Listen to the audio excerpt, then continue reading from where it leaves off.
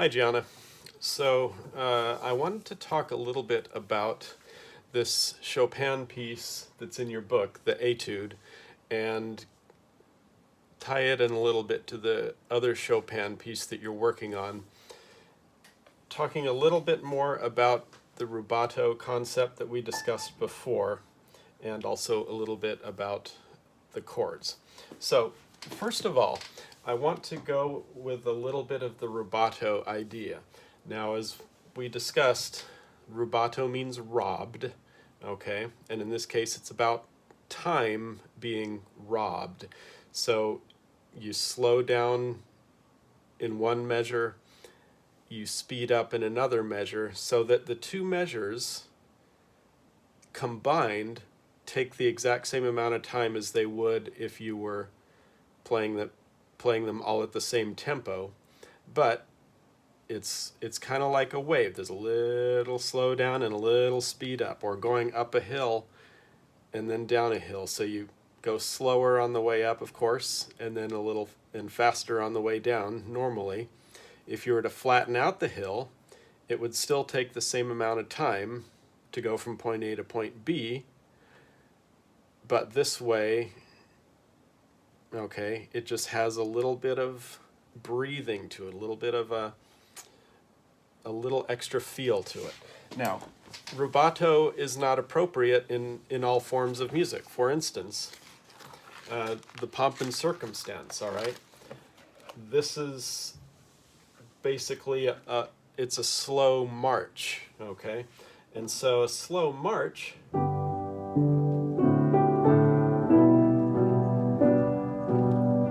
where the people are relying on the time, sorry, I messed up that note,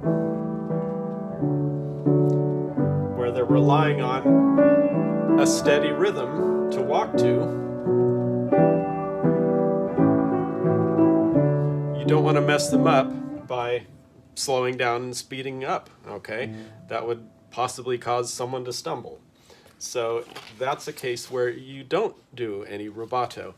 Anything that involves a dance, generally, you need to keep a steady tempo, okay?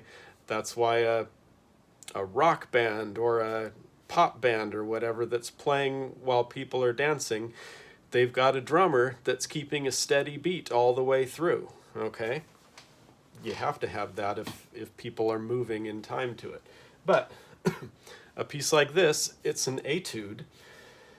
There's no one dancing to it, and it doesn't have to have an absolutely rock steady rhythm. In fact, it shouldn't. Okay, it's meant to expand and contract a little bit. So, if I just play the first few measures,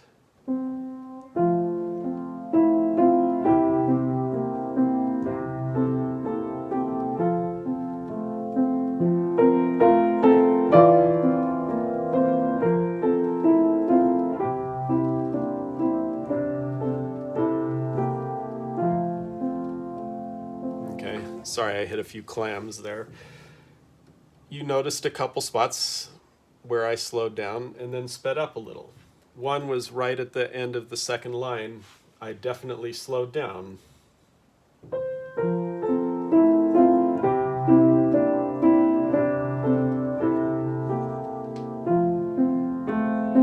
Okay, that's a way of smoothly linking in to the next section. It kind of takes the edge off it. It makes it sound a little bit less abrupt.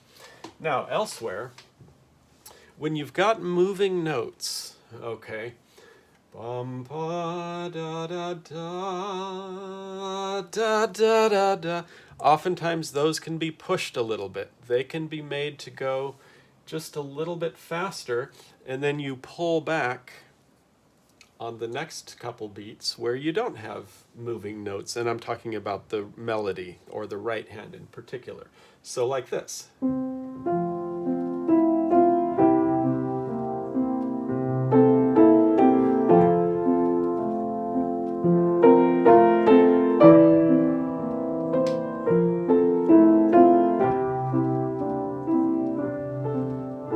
Here though, there's moving notes, but we're transitioning to a new section.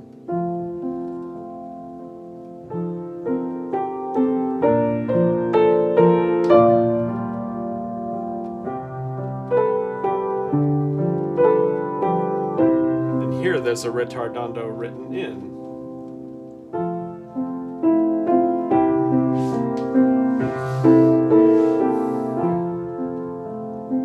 Speeding up, slowing down. Speeding up, slowing down. Now here's a new section, and I will probably push this a little bit.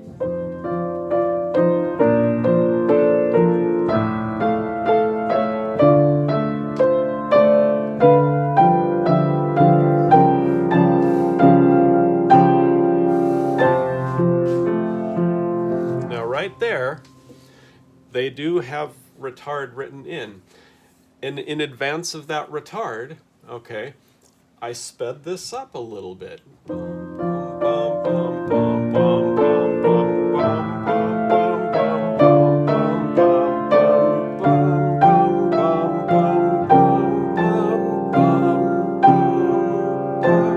Okay, and that goes along with the crescendo to really make that a dramatic moment. Okay, and I kept messing up the notes here. I kept in, you can't see it there. The first measure on the second line of the second page, that C sharp repeats, okay?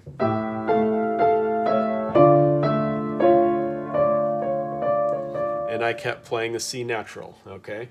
I didn't pay good enough attention to the fact that that C sharp came in before. Anyway, so that's a very, very good example of how you can build the drama of it, okay? Build up to that climax. And this is the climax of the whole piece. Not only because it's the loudest part of it, keeps getting out of the camera, but also it's the highest note in the piece. The highest note is this A, and there's no other high A at all.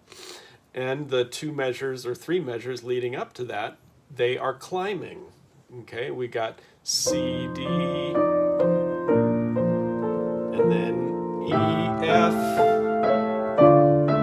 and then F, G, G, A, and then R, A, and then it comes back down.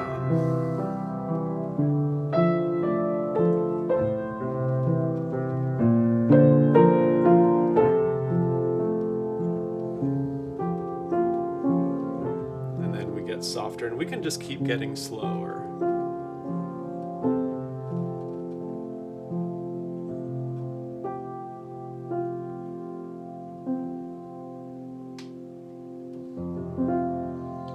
And you can really, really slow down there at the end, okay? You can draw that out. I mean, did you see how slow I took those last four notes?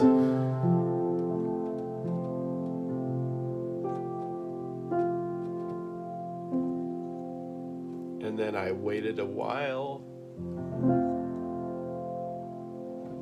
before playing that last chord, all right? That all brings the piece to an emotional spot that you can't get just by playing all the right notes, okay? I could program all the right notes into my computer and the notes would be there, the rhythms would be there, but there would be no emotion to it, okay? That's what we are supposed to do as musicians, is bring the emotion out, okay? And that's one way we do that, by that push and pull of the tempo, and of course also by following the dynamics, okay? If I were to play that middle section, and instead of getting louder, just keep it the same,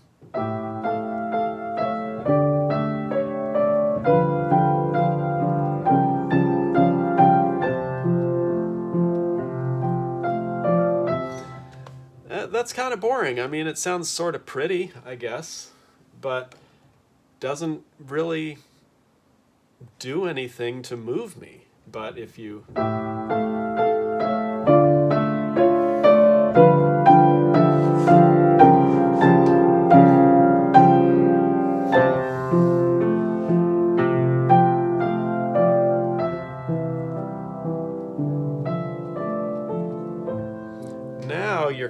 communicating, okay? Now you're feeling, hopefully, and making the people who are listening to you feel a little bit of what Chopin probably felt when he wrote this, okay? That's what the composer's trying to do. He's trying to show you something about his or herself, about what they've experienced in life, and put it into music. And then when we play it, hopefully we're transmitting that to whoever's listening to us, or just to ourselves, if we're just playing for ourselves. So I hope that makes sense. Now, just a little bit about the chords here. So the whole first 2 lines, there are only 2 chords here. You've got your F chord, and then this next one, this is a C7 chord. Okay, there's your B flat, that's the 7th. And if you remember, a C7 is going to be, let me play it, okay. C, E, G, and B flat, okay? Well, you've got the E and G in the right hand, and then the C and B flat in the left hand. And then we're back to F. Back to basically a C7. Okay. It's technically a C9 actually, because we have a D here, which is the 9. It's still a C7, it's just a C7 with a 9. Back to F. Back to C7. Back to F. Alright. Then here, we're outlining an F chord. And it's actually an F7 because of the E flat. And then a B flat chord. B flat and F in the left hand. And then we've got the D and another B flat in the right hand.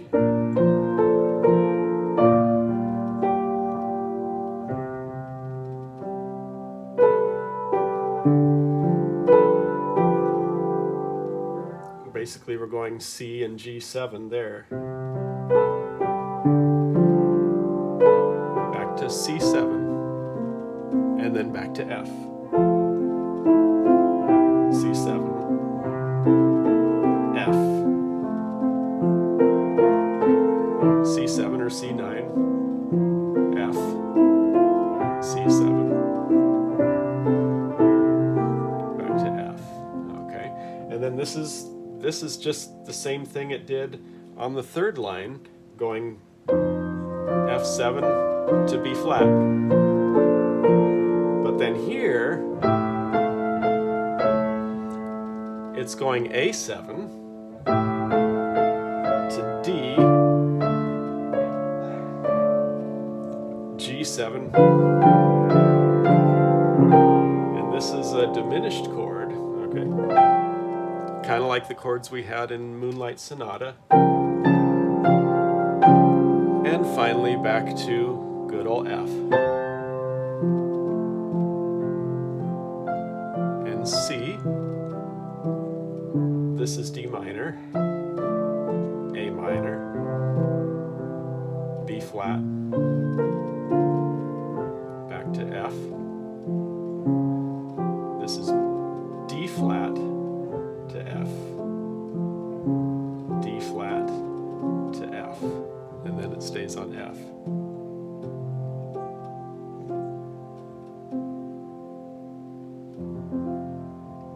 Okay, so now if we compare that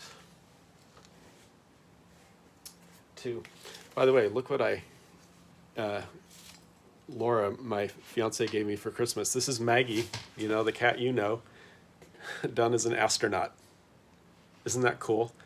I was really, really surprised by this. I'm kind of into, you know, NASA and space stuff too, so it was a nice combination of the kitty with astronaut, space, NASA stuff. So anyway, just an aside. So Now, we've talked about this piece before, this waltz. Now, you might be thinking, oh, well, it's a waltz, so it should have a steady tempo all the way through. This is where things get a little bit, not complicated, but I don't know, a little bit interesting, I guess we could say. So yes, it's a waltz, but it's not one that people are going to dance to, okay? It's not like, I don't know if you know the Blue Danube Waltz. Da da da da da, bop bop bop bop, da da da da da, bop bop bop bop.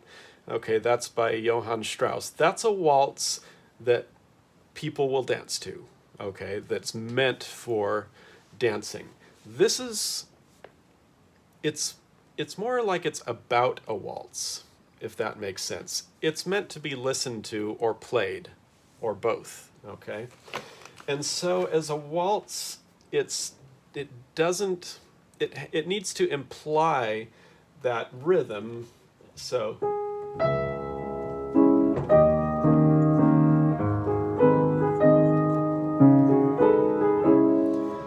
bum ba ba bum ba ba, but it still needs to breathe, okay? It's kind of like it's a story about a waltz, but it's not a waltz exactly. I know that sounds contradictory. So this is still going to have some rubato.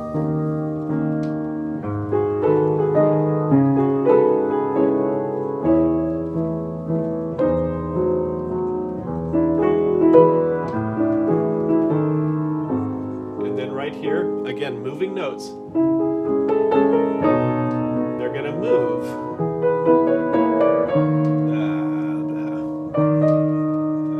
It's been a while since I played this.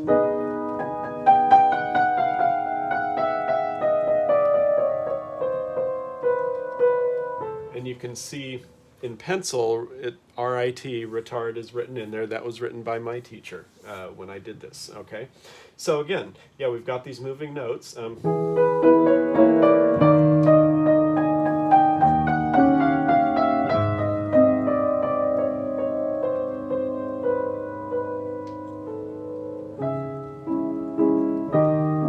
this push a little bit here. And then pull back.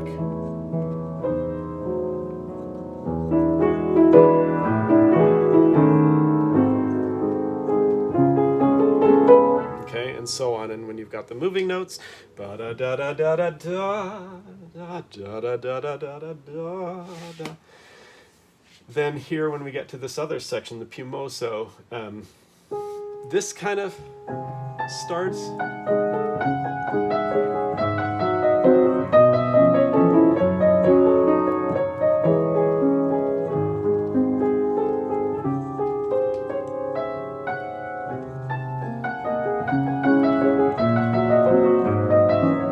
Okay, I'm screwing up the left hand, but you get the idea.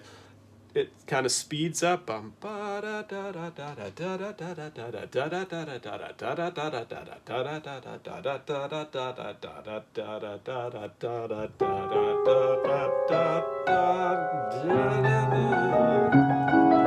Okay, push and pull, breathe in and breathe out. That's how this whole style of romantic era music works. Okay, that's what gives it its life.